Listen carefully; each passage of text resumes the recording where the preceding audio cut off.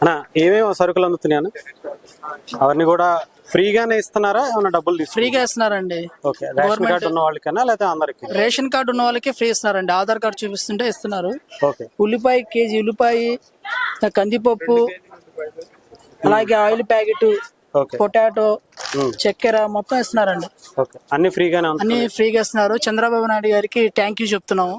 మీ TV 24 సాక్షి చెప్తున్నాం. Thank you.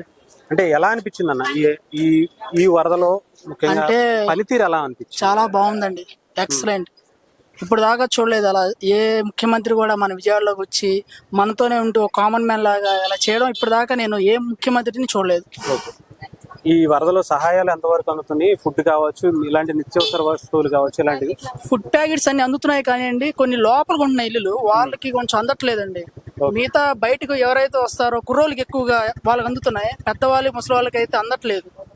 వాళ్ళు కొంచెం ఇబ్బంది పడుతున్నారు. వాళ్ళు కూడా ఇస్తే బాగుంటుంది. Okay, right. Thank you. భయ్య, ఎలా ఉంది పరిస్థితి? ఇప్పుడు పరిస్థితి ఎలా ఉంది? ఇంకా వాటర్ లోనే ఉన్నట్టున్నాయి కదా? వాటర్ లోనే ఉన్నాం. పొద్దున వచ్చినప్పుడే ఇంకా ఇక్కడ కూడా రాలా. ఓకే. నిన్న నైట్ వచ్చినప్పుడేమో అక్కడ స్పీడ్ బ్రేకర్ ఉంటది, అక్కడ ఉన్నాయి. ఓకే. వచ్చే లోపలికి అక్కడ వచ్చేసింది. అంటే మళ్ళీ పెరుగుతుంది మొత్తం. నిన్న కడిగాం ఇల్లులు, మళ్ళీ నాశనం అయిపోయినట్టేగా. ఇవన్నీ కూడా ఆల్రెడీ మునిగిపోయి ఉన్నాయి. మొత్తం మునిగిపోయినాయి అన్న. ఇవన్నీ కూడా మొత్తం మునిగినవే మళ్ళీ వచ్చినాయి. మాకు అక్కడికి వెళ్ళాలంటే ఇక్కడ దాకా వస్తాయి. మీ ఇంటి వరకు వెళ్ళాలంటే ఓకే, ఇక్కడ దాకా వచ్చింది. నిన్నే కడిగా ఉన్నా మొత్తం. అసలు ఎంతసేపు పట్టింది మాకు కడగడానికి, చేయడానికి కూడా. ఓకే.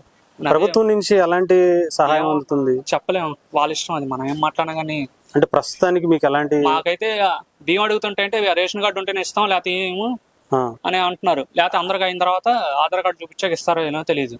ఓకే, వాళ్ళనే మాట. రేషన్ కార్డు ఉంటే, రేషన్ కార్డు లేకపోతే ఏంటన్నా ఇలాంటి టైంలో రేషన్ కార్డు అవసరమా? అవును, రేషన్ అంటే ఆధార్ కార్డు చూపిస్తే ఇవ్వట్లేదా? ఆధార్ కార్డు చూపించినా ఇవ్వట్లేదంట. రేషన్ కార్డు ఉంటేనే ఇలాంటి టైంలో ఇస్తారంట. ఇంకా నార్మల్ గా ఫుడ్ అవన్నీ మామూలుగా వస్తున్నాయి. మిక్స్, పాలు వస్తున్నాయి, బాగానే ఉన్నాయి. ఈ బియ్యం అనేది మనం దాని గురించి అవును ఎంత ఆశించినా కానీ రేషన్ కార్డు ఉంటేనే మేము ఇస్తాం, లేకపోతే ఏమో. ఈ నార్మల్ ఫుడ్ కావచ్చు, పాల ప్యాకెట్లు కావచ్చు, కొంచెం ఏమన్నా అందుతున్నాయి. అంటే ఈ 3 రోజులు ఇంకా ఎక్కువ ఉంది కదా, గడిచిన 3 రోజులు అప్పుడు ఎలా అందినాయి? అప్పుడు కూడా బాగానే వచ్చినాయి. ఉన్నారు మామూలు కమిటీ వాళ్ళైతే తెచ్చి బోట్లలో ఇచ్చారు. మొన్న తగ్గినప్పుడు అయితే కొంచెం బండ్ల మీద తీసుకొని వచ్చి ఇచ్చారు. పర్లా, ఫుడ్ అయితే ఇబ్బంది ఏం లేదు. అది ఏమైనా అందుతాయి అందవో అనేది. ఎలా అనిపించింది ప్రభుత్వ పనితీరు ఇలాంటి టైంలో? ప్రజలకు అందుబాటులో బాగానే చేస్తున్నారని ఇలాంటి టైంలో. ఈ కొంచెం మంచిగా చేస్తే మాలాంటి వాళ్ళకి ఉంటాయి కదా ఇబ్బందులు, రేషన్ కార్డు లేని వాళ్ళకి, వాళ్ళకైనా ఏమైనా కొంచెం చేసి పెడితే బాగుంటదేమో అని అనుకుంటున్నాను. చెప్పండి, ఎలా అనిపిస్తుంది? ప్రభుత్వ పనితీరు ఎలా ఉంది? మీకు ఏమైనా సహాయ కార్యక్రమాలు అందుతున్నాయా లేదా? ప్రభుత్వ పనితీరు చాలా బాగుంది. చంద్రబాబు నాయుడు గారు అన్ని ఇక్కడే ఉండి అన్ని ప్రజల్లో మధ్యలో ఉండి ప్రజల దగ్గరికి సమస్యలు అన్నీ చేస్తారు. ఫుడ్ కానీ, వాటర్ కానీ, పాలు కానీ అన్నీ బాగానే ఉన్నాయి. పారిశుద్ధ్యం ఒకటి ఇబ్బంది అవుతుంది. ఎందుకంటే ఈ పారిశుద్ధ్యం వచ్చి ఎక్కడికక్కడే స్ప్రెడ్ అయిపోయి రోగాలకి ఇదవుతుంది. అది ఒక్కటి మేము కోరుకునేది ఏంటంటే మళ్ళీ వాటర్ వస్తుందండి. పొడిమేరు మళ్ళీ వాటర్ వస్తుంది. ఎక్కడ వేసిన పారిశుద్ధ్యం అక్కడ పోగులుగా ఉంది. అది స్ప్రెడ్ అయిపోయి దోమలు పెరగటానికి, రోగాలు పెరగటానికి అవకాశాలు ఉన్నాయి. ఫస్ట్ ఆఫ్ ఆల్ మీరు ఫుడ్ ఇవన్నీ చూసుకుంటున్నారు, పారిశుద్ధ్యం గురించి చూడండి. ముందర పారిశుద్ధ్యం అనేది చాలా ఇంపార్టెన్సీ. ఎందుకంటే దానివల్ల రోగాలు పెరుగుతున్నాయి. మళ్ళీ డెంగ్యూ వ్యాధి, మలేరియా, మళ్ళీ వ్యాధులు పెరిగి హాస్పిటల్ చుట్టూ మళ్ళీ అక్కడెక్కడ ఇప్పటికే ఇబ్బందులు పడుతున్నాము. దయచేసి అన్ని చంద్రబాబు నాయుడు పరిపాలన చాలా బాగుంది.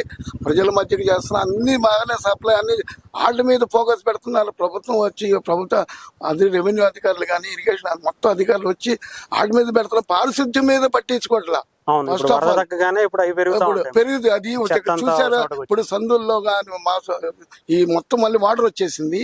ఎక్కడ చూసారు మళ్ళీ స్ప్రెడ్ అయిపోయి మళ్ళీ రోగాలు పెరగడానికి కారణం అవుతుంది. దయచేసి ఇమీడియట్లీ యుద్ధ ప్రాతిపదిక మీద అది చేయాలి. క్లీన్ చేపిస్తే చాలా సంతోషం.